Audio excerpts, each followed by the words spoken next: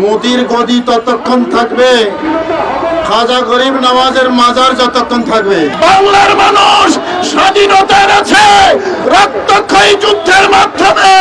কোন চোখ রাঙানিতে আমরা কখনো আমাদের পরাজয় স্বীকার করব না। বাংলাদেশ ছোট হতে পারে, কিন্তু বাংলাদেশ দুর্বল না। দরবারে মাজারে হামলা করা আমাদের দেশে আইনগত বৈধতা পেল নাকি? মোদির গদি ততক্ষণ থাকবে, খাজা গরিব নওয়াজের মাজার যতক্ষণ থাকবে। গরিব নওয়াজের মাজারের দিকে যদি আঙ্গুল উঠেছে, তাহলে মোদির গদিও থাকবে না। আর ভারত উপমহাদেশও শান্তি শৃঙ্খলা থাকবে না। আমাদের দেশ বাংলাদেশ স্বাধীন রাষ্ট্র, এই দেশের দিকে যদি কেউ আঙ্গুল তোলে, এই দেশের মানুষ কখনোই আধিপত্যবাদের সামনে মাথা নত করে নয়। পার্শ্ববর্তী দেশ কথায় বলে বন্ধু, কাজে তারা বাংলাদেশের শত্রু। এই আগরতলায় বাংলাদেশের কনসুলেটে হামলা হয়েছে, আন্তর্জাতিক আইনে এটা অপরাধ। এই অপরাধ ক্ষমার অযোগ্য। আমরা হুঁশিয়ার করে দিতে চাই, আমাদের এই স্বাধীন দেশের কনসুলেটে আঘাত করা, আমাদের সার্বভৌমত্বে আঘাত করা। বাংলার মানুষ স্বাধীনতা এনেছে রক্তক্ষয়ী যুদ্ধের মাধ্যমে। কোন চোখ রাঙানিতে আমরা কখনো আমাদের পরাজয় স্বীকার করব না।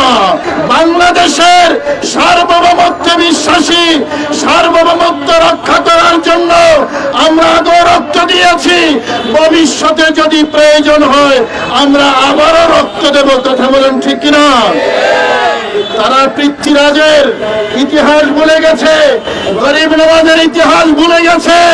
তারা যদি আবার পৃথ্বীরাজ হতে চায়, এই বাংলার মুসলমান, ভারত উপমহাদেশের মুসলমান গরিব নওয়াজ হয়ে আবার ফিরে আসবে। আমরা আমাদের স্বাধীনতা, আমাদের সার্বভৌমত্ব রক্ষার জন্য যা যা দরকার বাংলাদেশের পক্ষে আহলে সুন্নাত ওয়াল জামাত থাকবে। দেশ আমাদের, প্রিয় মাতৃভূমি আমাদের।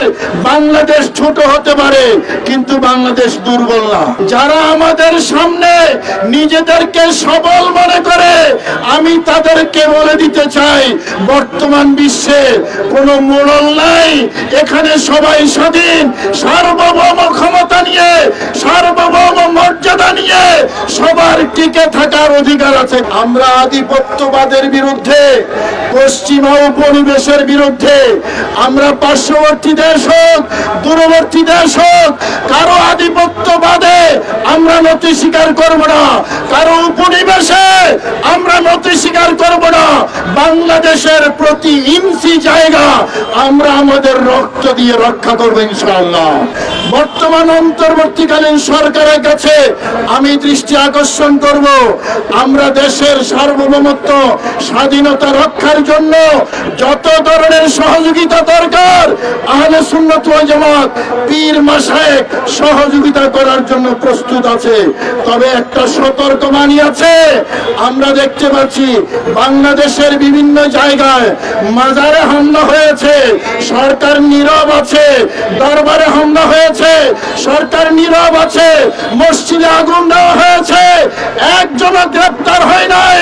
আমরা সতর্কবাণী উচ্চারণ করতে চাই, এই দেশের মানুষ দরবারি হোক আর দরবারের বাহিরের হোক, মসজিদের হোক আর মসজিদের বাহিরের হোক, মুসলমান হোক আর মুসলমান হোক, সবার সম্মান নিয়ে বেঁচে থাকার অধিকার আছে। দরবারে মাজারে হামলা করা আমাদের দেশে আইনগত বৈধতা পেল নাকি? মনে রাখবেন, মন্দিরে হামলা হলে আপনাদের ঘুম হারাম হয়ে যায়।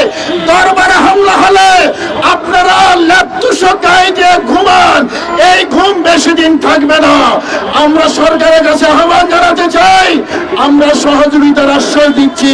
যারা মাজারে হামলা করেছে তাদেরকে গ্রেপ্তার করুন, যারা দরবারে হামলা করেছে তাদেরকে গ্রেপ্তার করুন, যারা মসজিদে হামলা করেছে তাদেরকে গ্রেপ্তার করুন। এই দেশের কোটি কোটি তরিকত